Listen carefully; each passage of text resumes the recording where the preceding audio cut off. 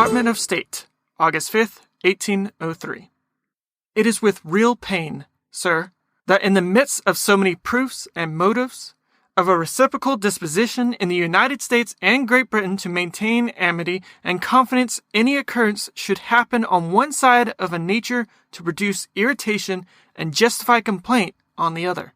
And it is the more to be regretted as it awakens apprehensions that effectual steps have not been taken by the British government for suppressing a practice which has heretofore been a source of so much just dissatisfaction. The United States can never acknowledge a right in any other nation to take from their vessels on the high seas any person whatever, other than military citizens or subjects of the enemy nation. Nor is it to be presumed, whatever the practice of naval commanders may be, that any such pretensions will be seriously maintained by the British government. In all cases, it is a violation of the neutral flag. It trespasses on the laws of nations, and is no less impolitic than it is unjust. I assure myself, sir, that your knowledge of the disposition of the United States to preclude every incident unfriendly to the harmony so happily and so usefully subsisting with Great Britain will have its just influence in your representations to your government of this repeated and aggravated misconduct of its officer. An exemplary animadversion is due to the United States, and will doubtless be inflicted by a government in whose justice and friendship they are willing to confide. I have the honor. James Madison. Anglo-American relations in 1803 were in a rather good place. Indeed, historian Bradford Perkins describes it as a high point of relations between the two nations in the early republic. Rufus King's tenure as U.S. Minister to Britain had ended with an agreement which had helped to define boundaries between the U.S. and Canada, both in the Northeast as well as the Northwest. A new British minister was on his way to the U.S., the first in the post for years. During the armistice between Britain and France, quote, there were no seizures of American ships, and thus no quarrels over maritime rights. Impressment was in abeyance, and the diplomats barely discussed it until just before the resumption of war. Though the outbreak of war in Europe again threatened to bring complications to the United States' relationship with the belligerent nations, one can imagine that there was a belief that, given where they were at, it was quite possible that the cordial air that had settled in might be able to remain in place for the most part. Little could they have imagined that the coming of the new British minister would be on an ill wind that would see Anglo-American relations deteriorate once more. That, however, is getting a bit ahead of ourselves. Before we go any further, I'd like to welcome you to the Presidencies of the United States. I'm your host, Jerry Landry. Special thanks to Jacob Collier from the Podcast on Germany for providing the intro quote for this episode. As we've already seen in our podcast, populations of immigrants of German heritage have had a sizable impact on American history. So if you'd like to know more about the history that forms the backbone of German-American culture, I hope you'll head over to the Podcast on Germany after you finish this episode. It can be found online at podcastongermany, all one word, .com. I'll also post a link on the source notes page for this episode. I'd also like to take a moment to thank our patrons, Michelle, Kara, and Scott, as well as our anonymous patron. I greatly appreciate their financial contributions, which cover the monthly hosting fees for the podcast and allow me to start thinking about technology improvements to enable the podcast to move even further ahead in its mission and journey. If you would like to become a patron of the podcast, simply go to patreon.com/presidencies and sign up. If you're not able to contribute to a monthly donation but still want to help the podcast, go to presidencies.blueberry, that's BLUBRRY.com, and there you'll find the many ways you can help the podcast. With that said, let's dive in. Before turning our attention to the new British minister traveling to Washington, D.C., I think it's high time that we go in the opposite direction and check in on what's happening over in Western Europe. We last discussed the breakdown of the peace between Britain and France in May 1803 back in episode 3.14. Militarily, these two powers were mismatched adversaries. While France under First Consul Napoleon Bonaparte boasted one of the most formidable armies that Europe had ever seen, especially in going up against an island nation, their navy left much to be desired. Meanwhile, Britain was a strong naval power, but its army was, quote, notorious for the poverty of its human and material resources. Napoleon had already begun work at reforming the navy, as was discussed back in episode 3.9, but there was still much more that needed to happen. As described by Napoleon biographer Alan Shome, quote, Perhaps the most obvious general defect in the French Navy at this time was its form of administration and lack of proper authoritative channels. The British, although having no naval minister per se, did have a First Lord of the Admiralty, who sat in on cabinet meetings at Downing Street. The First Lord oversaw the Admiralty Board, which, made up chiefly of admirals, was alone responsible for the actions of the Royal Navy. The Prime Minister and the government could send instructions to the Navy, but there was a chain of command that would actually determine how to execute those instructions. Meanwhile, though the French had set up a naval commission in an attempt to mimic the British Admiralty Board, this commission, quote, was given no real power, could not draw up and issue orders to fleets and commanders, and therefore could not initiate action. It had no real independent authority. I won't go into too much detail about the issues in the French Navy during the Napoleonic Wars, but suffice it to say that the fact that all authority still resided in Napoleon would prove quite problematic, for, as we've seen with the American Navy, the fact that the central government issued an order to a naval squadron didn't mean that it would be immediately executed. The distances and logistics involved with getting a message to ships at sea meant that forces couldn't move nearly as fast as, say, an army that could be reached by messenger or on horseback in a few days.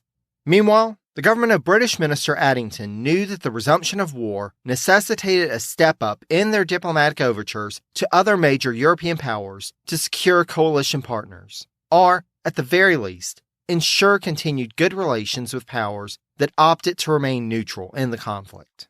The Russian Empire was a big focus of their efforts. Unfortunately for the British, Tsar Alexander Pavlovich was more focused on keeping the peace and had indeed sent an offer to Addington to mediate in the conflict between the two nations to avoid a new war. His offer did not make it to London before the declaration of war, so it was a moot point upon arrival. As noted by Addington biographer Charles Federack, quote, "The Russians were not ready for war, so the diplomatic aim shifted to just keep on the Russians' good side and prevent them from getting too close to the French for the time being." Likewise, the Habsburg monarchy was little inclined to break from its policy, quote, to maintain strict neutrality. In the initial conversations after the declaration of war, the British were told that for Austria to resume war against France, they would need a subsidy of £2 million. British Foreign Secretary Lord Hawkesbury declined to pay that much, but in July offered the sum of £300,000 to £400,000 in exchange for a secret agreement. The government in Vienna turned him down. Hawkesbury concluded that while the Habsburg government, quote, had the right inclination for war against France, they lacked the resources. The Prussians, meanwhile, had no inclination, as they would risk much more than they would gain by turning against Napoleon's government. Thus, though war was declared in 1803, the remainder of the year would find both France and Britain posturing and preparing, but not actually carrying on active campaigns. But trust that we will be watching this space, dear listener. A news story gets shared by a friend on social media, or you catch a tweet that really makes your blood boil. But how do you separate fact from fiction? That's the premise behind Disinformation, a 10-part series from Evergreen Podcasts and Emergent Risk International coming this fall. Tune into Disinformation wherever you get your podcasts, and remember, don't believe everything you read. Meanwhile, the American diplomats in Europe had to figure out their position, and that was doubly important for the special envoy, James Monroe. When last we really focused in on Monroe in episode 3.14, he was making preparations to head to Madrid in order to negotiate with the Spanish to secure West Florida for the U.S. It was while Monroe was attending a dinner at the home of the French second consul, Jean-Jacques Régis de Cambacérès, that he learned that his mission to Madrid may be a moot point.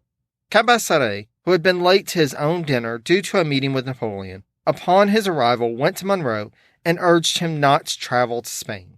When Monroe started asking why, Cambacérès directed him to the French Minister of the Treasury, François Barbé-Marbois.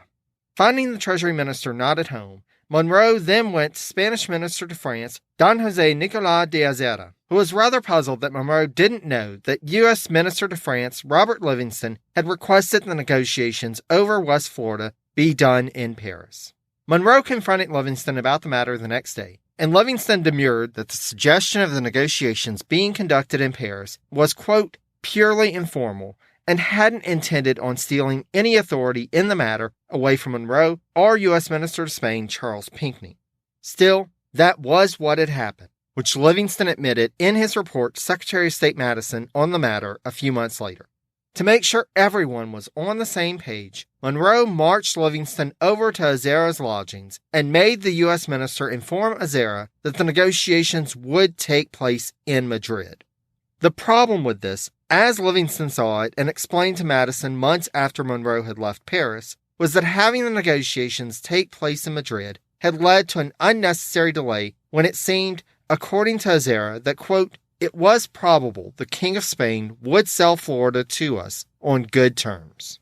Livingston did make sure to tell Madison in September that, quote, I have carefully avoided a renewal of any conversation on the subject with him, though he, i.e. Azera, had given me several openings. However, we can more accurately point to a couple of developments as the main reasons for delaying Monroe from heading to Madrid to begin negotiations as he had originally intended. First, he had learned that French First Consul Napoleon was declining to intercede on behalf of the American proposal to purchase West Florida.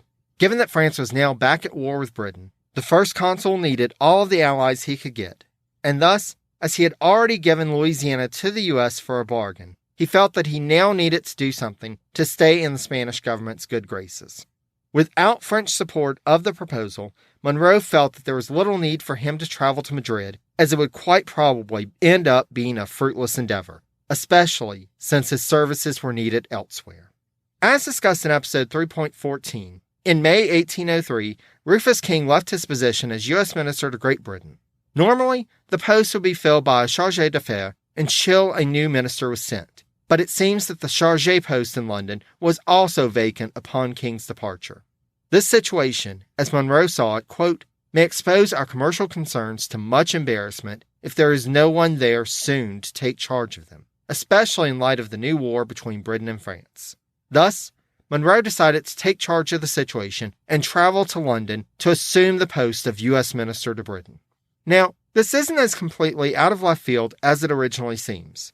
Livingston and Monroe had just received Madison's letter of April 18th, in which Madison had instructed the two diplomats that, quote, in case a conventional arrangement with France should have resulted from the negotiations with which you are charged, it will be expedient for you to make such communication to the British government as will assure it that nothing has been done inconsistent with our good faith, and as will prevent a diminution of the good understanding which subsists between the two countries.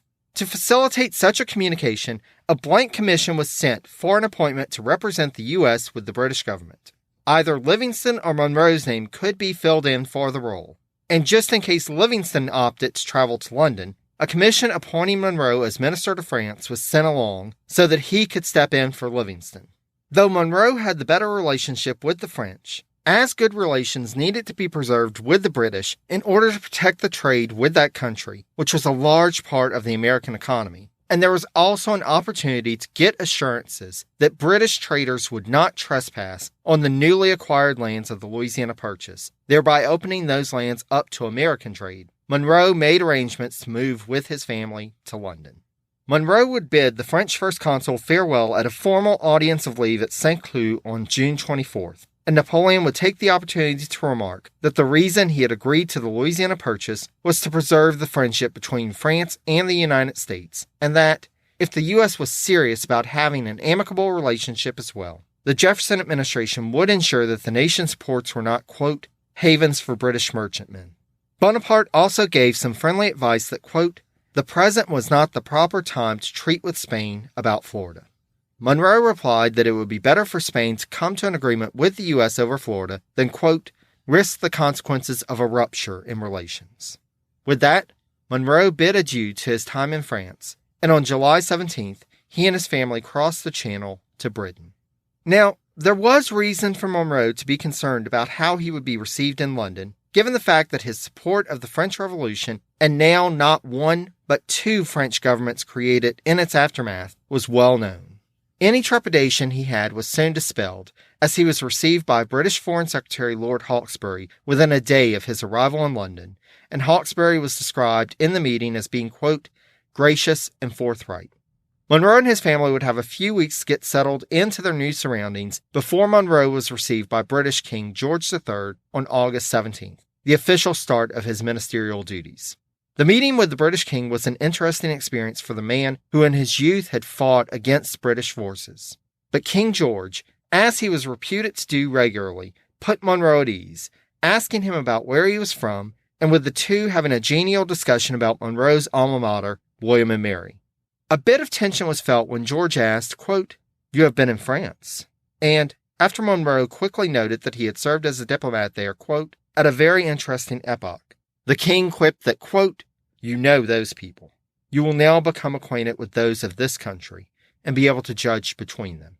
Despite the cordial welcome, Monroe soon found that no one in the British government, from the Prime Minister on down, was interested in discussing a new treaty to ban the impressment of American sailors, a major concern now that Britain was back at war. It would not just be Monroe's responsibility to push the issue, for, as I've mentioned the last couple of episodes, the British government was sending a new minister to Washington, D.C. At first glance, one might think that Anthony Merry might be someone that the Jefferson administration could work with, for, quote, he did not qualify as a man of rank and splendor among his own countrymen. His father had been a merchant in London who had specialized in importing Spanish wines, and thus, quite appropriately, most of Mary's diplomatic career was spent in Spain.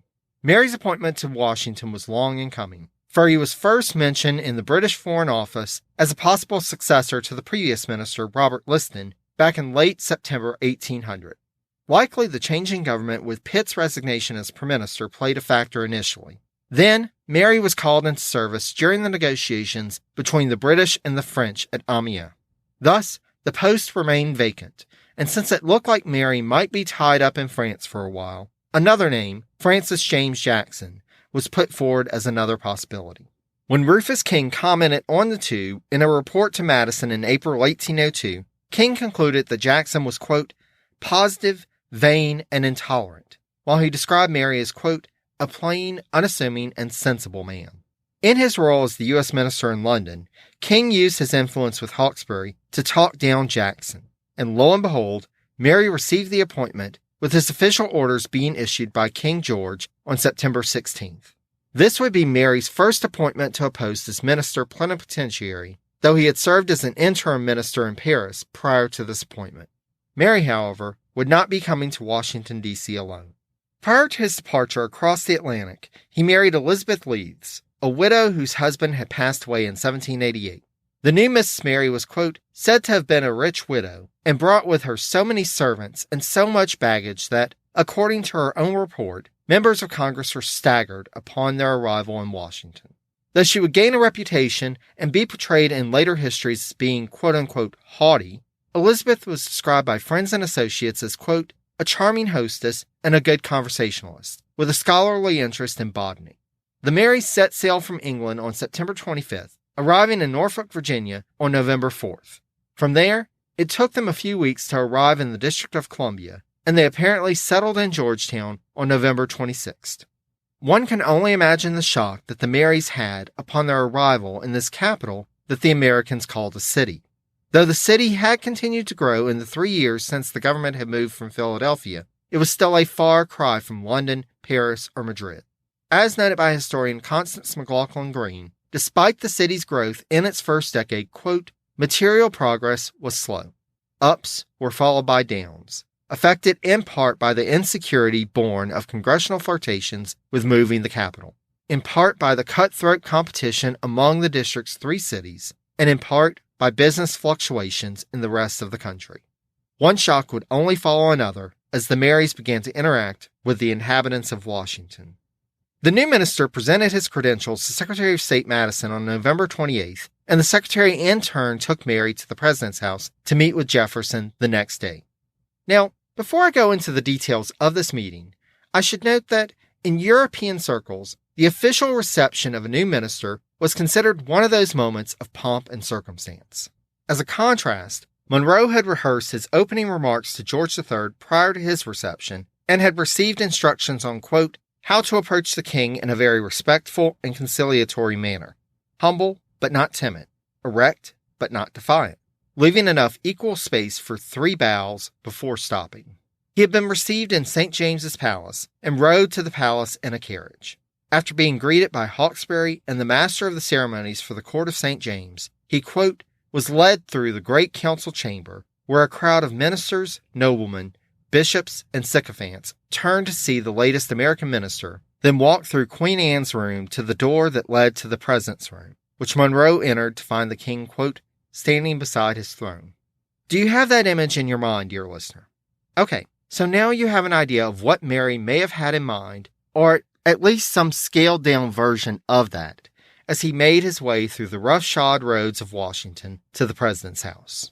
This description of their meeting comes secondhand from Josiah Quincy a few years later, and we should note that Quincy, as a Federalist, had reason to paint Jefferson in the worst possible light. However, as it has become one of the most famous retellings of the meeting, and is such a fun description, I give you Josiah Quincy's recounting from the minister's perspective of Mary's arrival at the President's house on November 29, 1803. Quote, I, in my official costume, found myself, at the hour of reception he had himself appointed, introduced to a man as the President of the United States, not merely in an undress, but actually standing in slippers down at the heels, and both pantaloons, coat, and underclothes, indicative of utter slovenliness and indifference to appearances, and in a state of negligence, actually studied. Though in Mary's report to Hawkesbury of the meeting on December 6th, he only stated that Jefferson had been in his, quote, usual morning attire when he was received, it was clear that he took the nonchalant nature of the meeting as an affront, and intended slight against him and his role as a representative of the British government. It was even further compounded by the fact that the formal speech that he had worked on during his trip to the U.S. and had carefully prepared as his official introduction to the United States and its government was heard by only two people, Jefferson and Madison. As I'm sure we've all experienced, first impressions are important, especially with folks with whom we're going to be working. And Mary had not gotten a good first impression at all from the American president. Still, that could all be smoothed over by hosting a dinner in Mary's honor, right? Surely that thought went through Mary's mind when he received an invitation to dine at the President's house on December 2nd. Mary's first problem upon arriving for the dinner was the other guest, or at least one in particular. Included in the dinner party that evening was French chargé d'affaires Louis-André Pichot. With the two nations at war, it seemed rather odd for the top British and French representatives to be at a dinner, unless, of course, it was a dinner for the entire diplomatic corps of Washington. However, the Danish chargé d'affaires, Peter Petersen, was not present. What was even more shocking was when the party was called to the dinner table. It was Jefferson's custom, if the party was mixed and there was a woman standing in as hostess for the evening, to escort her to the table. On this evening, Dolly Madison was serving in that role, so Jefferson put out his arm and escorted her, leaving the rest of the men in the party to lead the nearest lady to the table. The protocol that the Marys were used to was that, if someone was being honored, the wife of the honoree would be escorted in. They were also used to assigned seating based on rank, but at Jefferson's table, one grabbed whatever seat was available, and if there was a particular one that someone attending desired, they'd better be quick, as Mary found out when he aimed to sit next to the wife of the Spanish minister to the U.S. Araujo, but was beaten to the punch by a congressman. The effrontery was compounded when they discovered that this pell-mell dining style was not confined to the president's house. They attended a dinner 4 days later at the Madisons' home, and yet again, here was the disorganized clamor to the table. The Marys were having none of it here, however. The British minister escorted his wife to the head of the table, where Hannah Gallatin, the wife of the Secretary of the Treasury, was ready to take her seat, and Mrs. Gallatin offered the place to Mrs. Mary, who, as described by Madison biographer Ralph Ketchum, quote, took it without prudency or apology. After this, the Marys would not accept any more dinner invitations from Democratic-Republican leaders, instead preferring what they felt were the more cultured dining parties of Federalists. Naturally, given Jefferson's historic animosity towards the British, the question has been raised as to whether Jefferson intentionally set out to antagonize Mary. However, and get those grains of salt at the ready, folks, the evidence does not seem to suggest that. Let's take Mary's initial reception by Jefferson first. At this point in his presidency, Jefferson had only recognized one new member of the diplomatic corps in Washington, and that had been the Danish chargé Peterson a couple of years prior. Mary would later learn upon asking Peterson that the Danish representative had been met in a similar, shall we say, informal fashion. For the dinner, there is even more evidence that this was the usual style of dining at the president's house during Jefferson's tenure. To Jefferson, the seating by rank seemed a convention of aristocracy and monarchy, and the last thing he wanted was to seem like an aristocratic host. Indeed, William Seel, in his study of the history of the White House, notes that, for dinners held in the smaller dining room, Jefferson would not allow servants to wait on guests, but rather, the guests were expected to make use of dumbwaiters to serve themselves.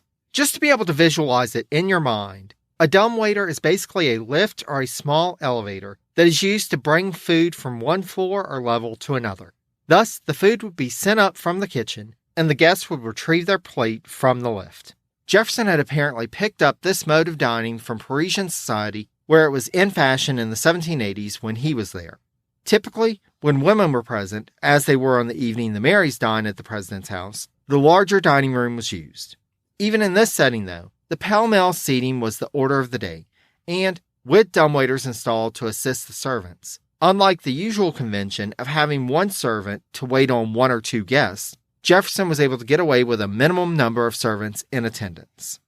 The one other bit of evidence that Jefferson was not intentionally out to annoy the new British minister was that he and the administration had apparently gotten along well with the British chargé d'affaires Edward Thornton. As noted by historian Bradford Perkins, though, there were two differences between Mary and Thornton. In addition to Mary's higher diplomatic rank, Thornton was a bachelor, while Mary, quote, was married to a lady not inclined to allow real or fancied slights to pass unnoticed. But wait, you ask, what about Pichon being invited to the dinner? Well, as was the practice of both Washington and Adams, dinner guests at the president's house included members of the opposition as well as members of the president's party, and to avoid any allegations of favoritism, the invitations were often staggered. What was good enough for domestic diplomacy was good enough for the foreign representatives in Washington, and this, in fact, was the reason why the Danish chargé Peterson had not been invited, as he had only recently attended a dinner at the president's house.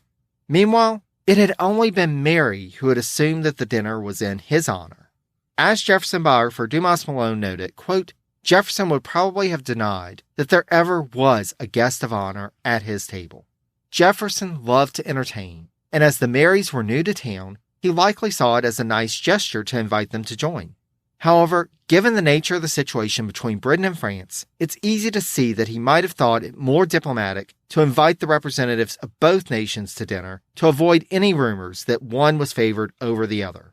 Given his past support of the French Revolution, as well as the fact that one of Napoleon's brothers, Jerome Bonaparte, was set to marry the niece of Secretary of the Navy Robert Smith later in the month, there was more than enough reason to believe that Jefferson and his administration were predisposed to the French. But as we've discussed in previous episodes, including but not limited to episode 3.9, the president had been making overtures to the British and drawing closer to that power as a counterweight to the threat posed by France's plans for a new colonial empire. Whatever the president's thinking in the matter, Mary was, to put it lightly, not best pleased, and his resentment would only grow as time went on. For now, though, we must leave the not-so-merry Mary and return our attention back to more domestic affairs, as there was much going on in December 1803.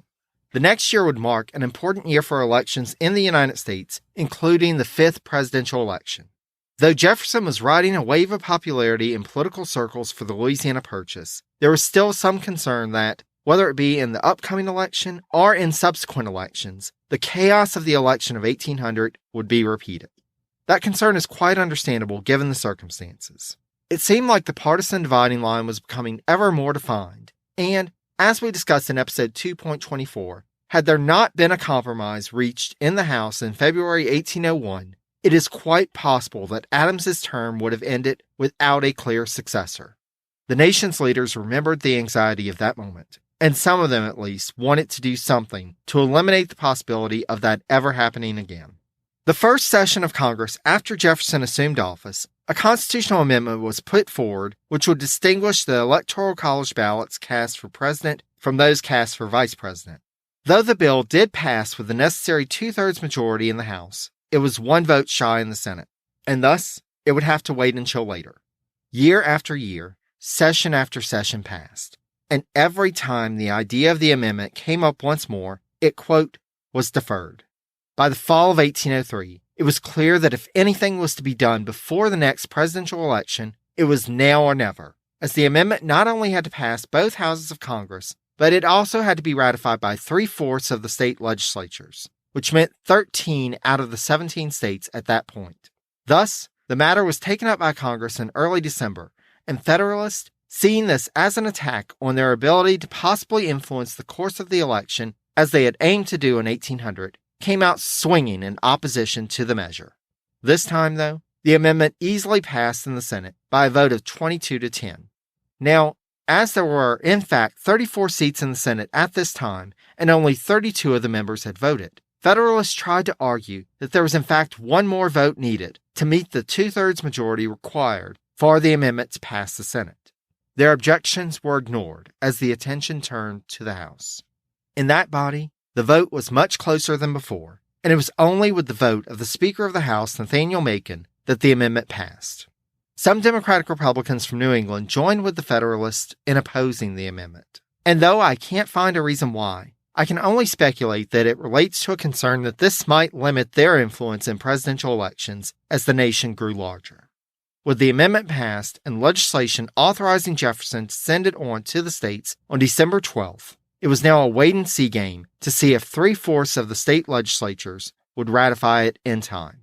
Meanwhile, what did the vice president, who is part of the cause for concern, think of this?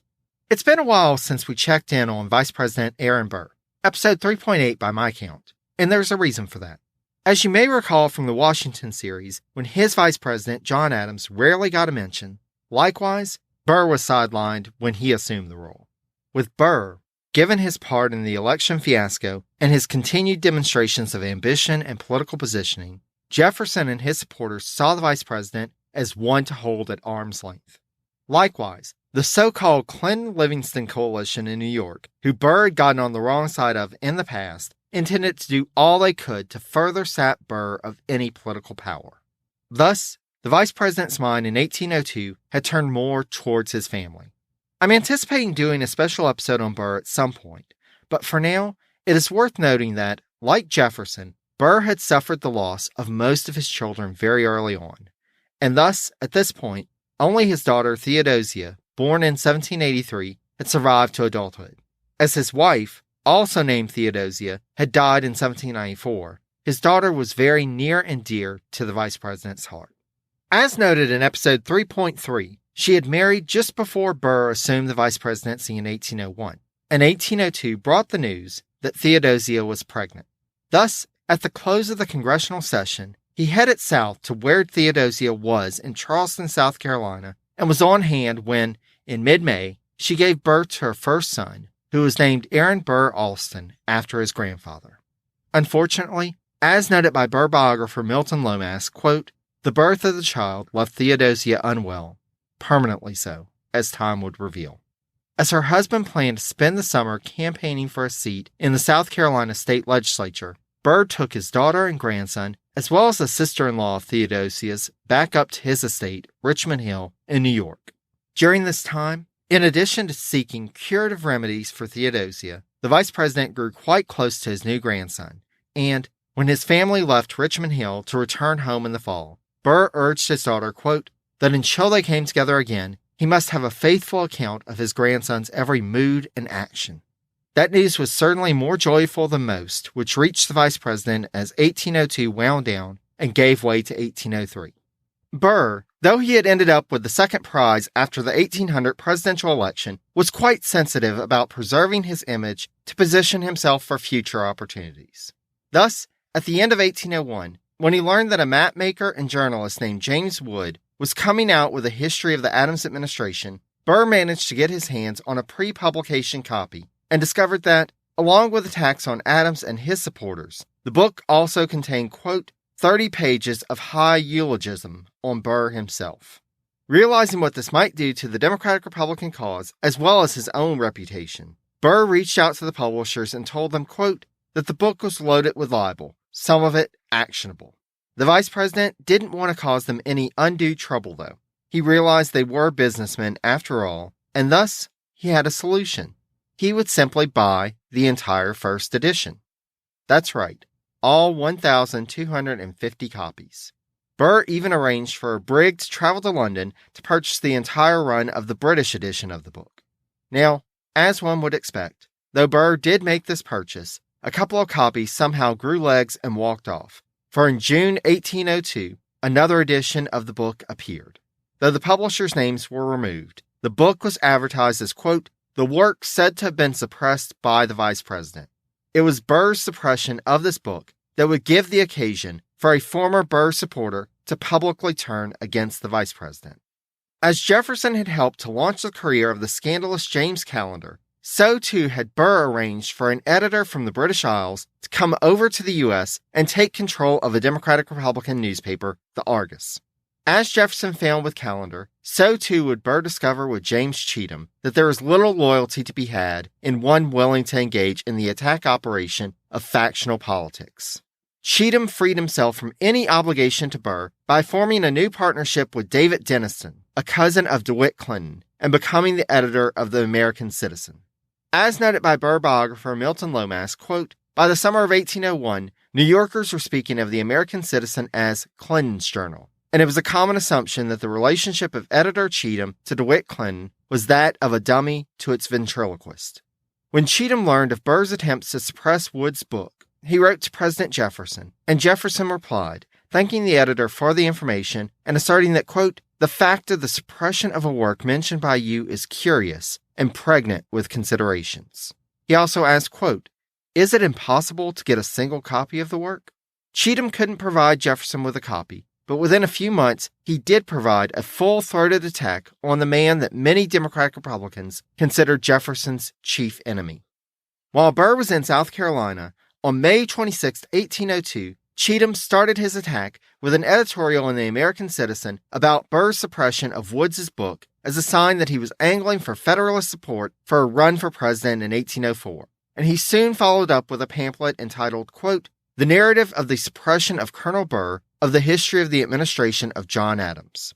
Cheatham would spend the next couple of years in what has been dubbed the Pamphlet Wars, attacking Burr, but arguably the most impactful of his attacks was released on June 22nd and entitled A View of the Political Conduct of Aaron Burr, Esquire, Vice President of the United States. As Cheatham asserted in the beginning, quote, I have endeavored to represent the character of Mr. Burr in its true light. In doing this, I have been actuated only by those considerations for the public welfare which every good citizen must feel. I have warned the people of an evil of great magnitude. It is for them to apply the remedy. Cheatham put into print the allegation that had been floating around in private circles for a while. Quote, the moment he, Burr, was nominated in 1800, he put into operation a most extensive, complicated, and wicked scheme of intrigue to place himself in the presidential chair. He spent at least 1 year's salary on expresses he sent hither and yon, and he seems to have carried on a secret correspondence with the Federalists from the period of his nomination. Burr's remaining supporters would come to his defense, and even John Wood would publish in Burr's defense a work titled A Correct Statement of the Various Sources from which the history of the administration of John Adams was compiled, and the motives for its suppression by Colonel Burr. Burr would likewise get support from another surprising corner. As described by Lomas, quote, some of the kindest words for Burr appeared in the columns of the New York Evening Post. Strange provenance for them. The Post was Hamilton's mouthpiece in New York City, and editor William Coleman cheerfully admitted that he took counsel with the general on all matters of importance. But Coleman had once been Burr's law partner. Coleman put his personal loyalties above party, and indeed, from my research, it seems that Coleman was right. There is little existing evidence of a grand, long-planned scheme by Burr to steal the election from Jefferson in 1800. Though, as we discussed in episode 3.3, Burr was potentially opportunistic at the time, he also did not strike while the iron was hot to secure the presidency. Unfortunately for Burr, as has been too often the case, and as the adage goes, a lie gets halfway around the world before the truth has a chance to get its pants on. Likely due to his personal affairs, Burr was delayed in his response to Cheatham's assertions, and thus he didn't realize until it was too late the damage that had been done to his reputation. Even in July, he wrote that, quote, "These things will do no harm to me personally." Despite this optimism, the pamphlet wars would end up leaving Burr in an even more diminished state, while some of his opponents continued their ascendancy. DeWitt Clinton, who we last discussed in episode 3.6, continued to grow in prominence in political circles in the Empire State. When we last saw him, he was a member of the Council of Appointments, which effectively controlled the state spoils system. After utilizing that to consolidate support for the Clinton-Livingston faction, Clinton was elected to fill the U.S. Senate vacancy left when John Armstrong resigned from his seat, and on February 9, 1802, took his oath of office. While he was in Washington, he left his brother-in-law, Ambrose Spencer, as the ground leader of the Clinton faction, while DeWitt continued to direct from afar. DeWitt, however, would only remain in the Senate for a short while, opting to return to New York in order to assume the office of mayor of New York City. DeWitt's resignation precipitated an even further rift in the Democratic-Republican faction in New York, as Spencer, in his role as a leader in the state assembly, pushed forward a candidate to replace DeWitt in the Senate in Washington, who was not universally accepted. New York Governor George Clinton, DeWitt's uncle, commented in writing to numerous folks, including DeWitt, of his opposition to Spencer's impolitic handling of the situation. As he wrote to his nephew, quote, "I esteem Spencer and feel myself disposed to do every proper thing to serve him, but he is an impetuous politician and stands in need of a confidential friend of more moderation to advise and control him." For Governor Clinton, his nephew served as a close advisor during his term of office, and the governor continued in this term, his 7th in the office, to pursue some of the same policies that he had in the past. As noted by Clinton's biographer John Kaminsky, quote, "He asked for and received appropriations for strengthening the militia, and he continued his decade-long pursuit of additional fortifications for New York City. Unfortunately, the cost-cutting Jefferson administration failed to provide adequate funds for defense, and matters were made worse when New York's treasurer embezzled funds earmarked for fortifying the port." Despite these setbacks, Clinton's term as governor had largely been seen as a success, and he oversaw an improvement in the financial condition of the state to the point that they were able to get rid of the state tax by the end of his tenure of office. There was one issue, though, where uncle and nephew did not see eye to eye.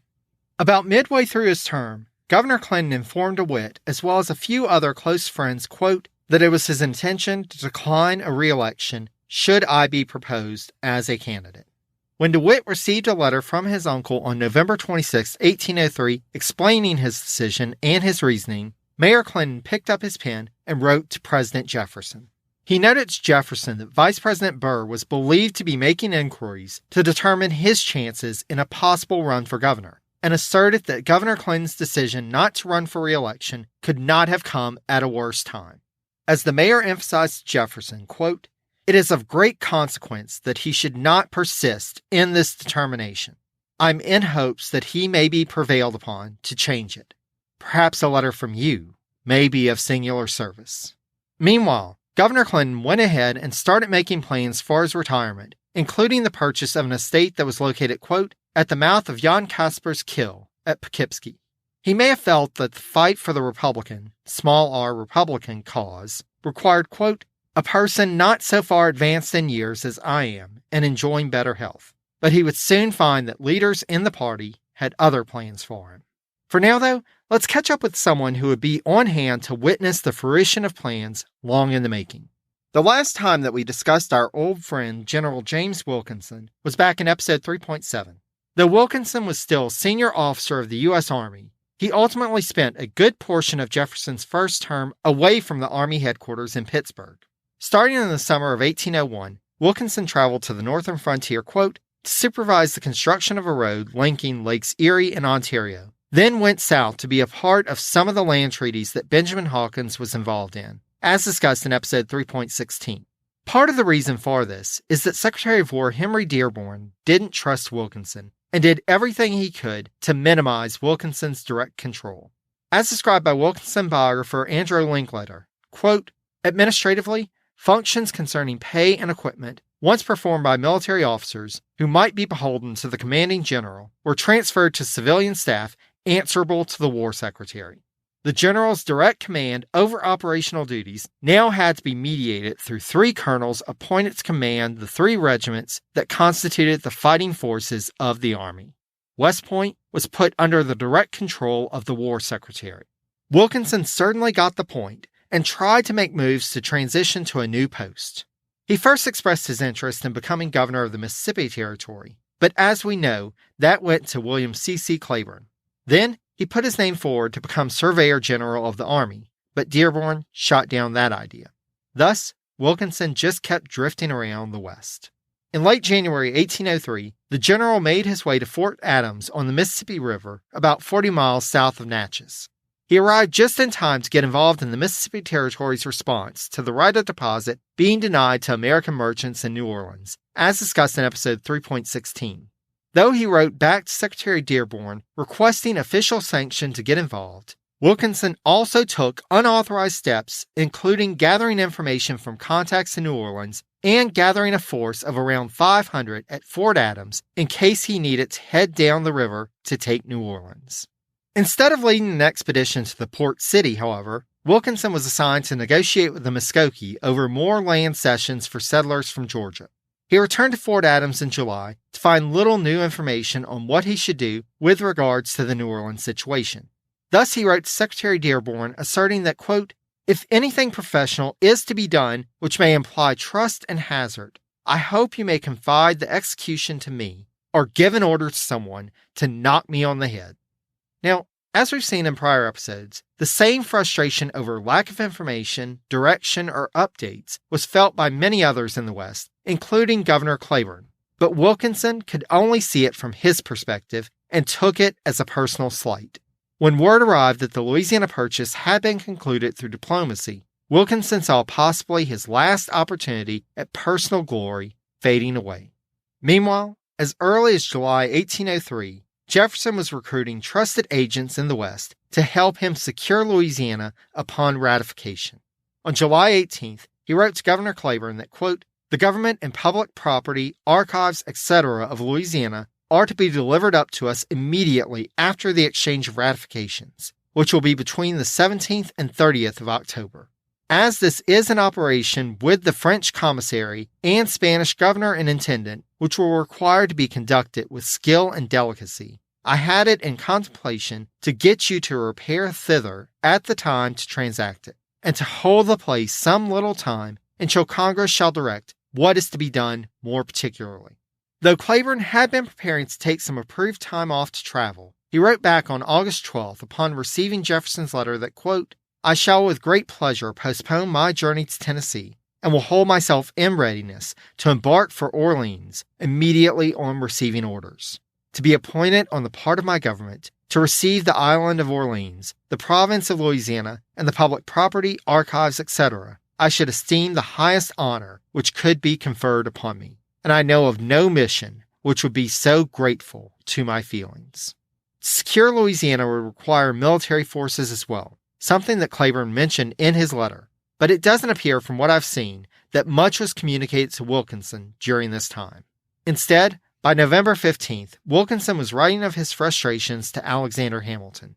He wrote to his former superior officer that, quote, "I have extended my capacities for utility, but not my sphere of action, and in the present moment, my destination is extremely precarious.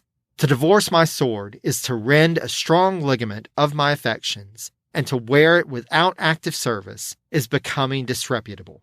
Wilkinson at this point was starting to think of his retirement from the Army and told Hamilton that, quote, "Should I retire, my permanent abode will be fixed in this quarter, because, after seeing and examining our whole country, I find this to be the most desirable part for a man of small capital, as it contains more interest and advantages in the important articles of health, accommodation, and products than any other which has attracted my observation.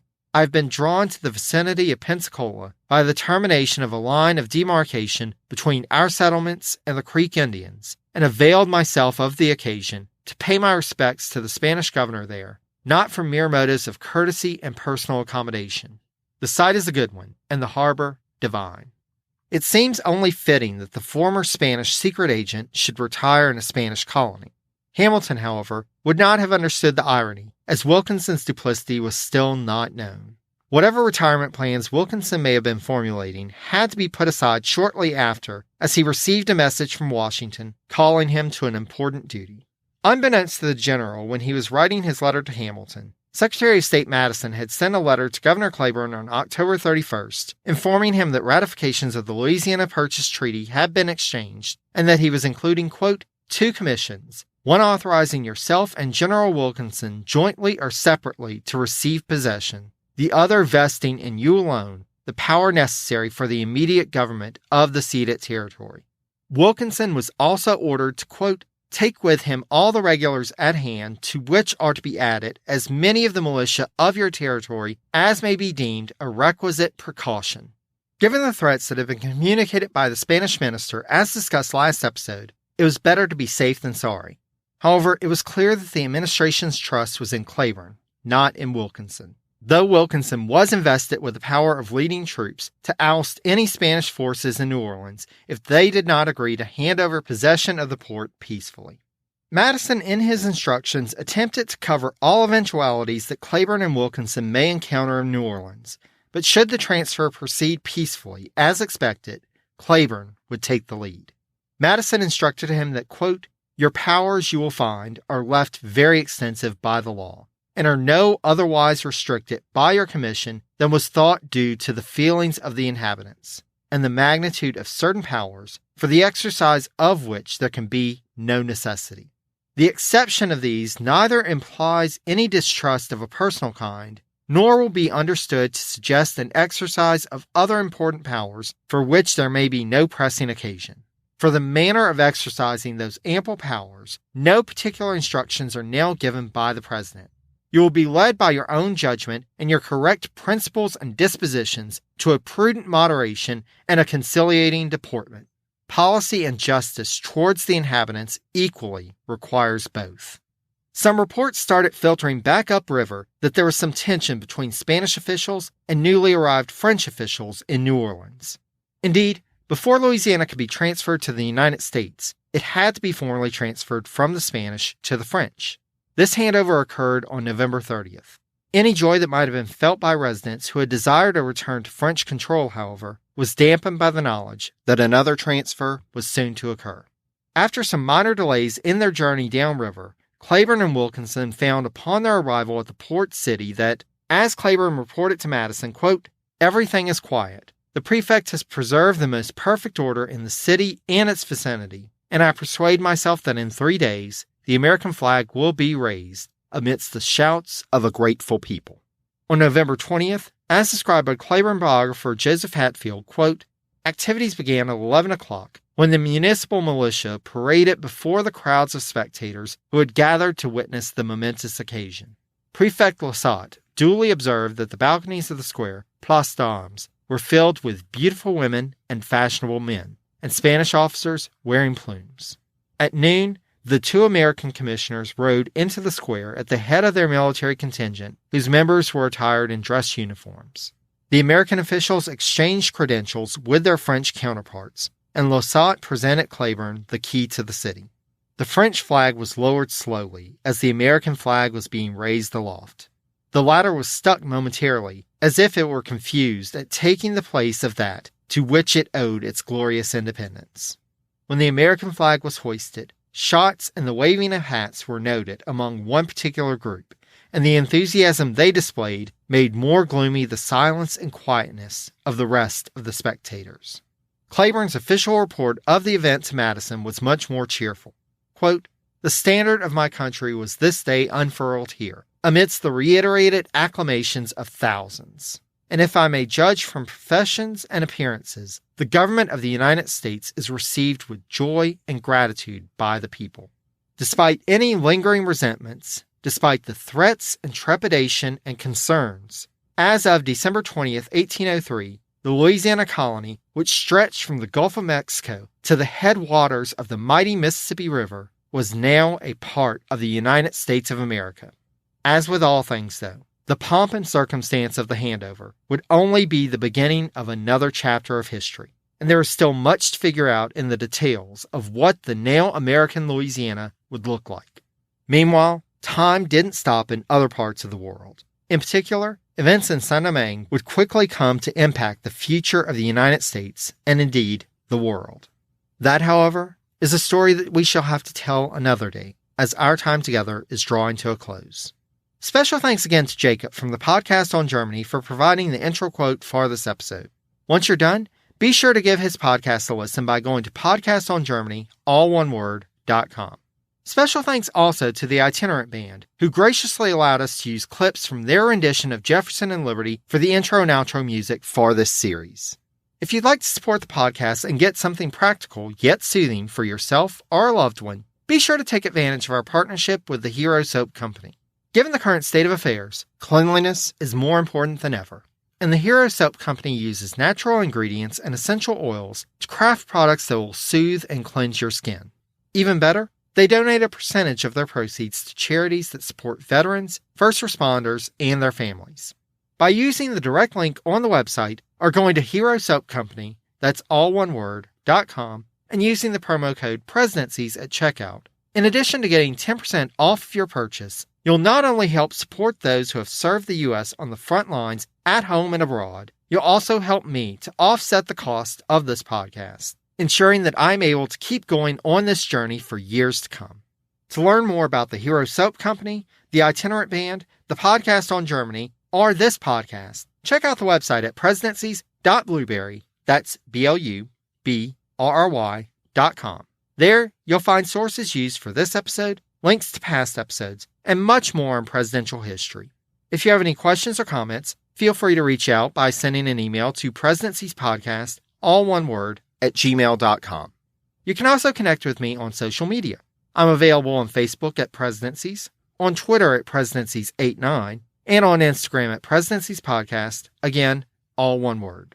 Finally, thank you so much for listening. It's always a pleasure to have this time with you to discuss presidential history, and I hope you'll join me for future episodes as there are some exciting events just around the corner in the narrative. Until next time, stay safe and healthy, be kind to one another, and take care, dear friends.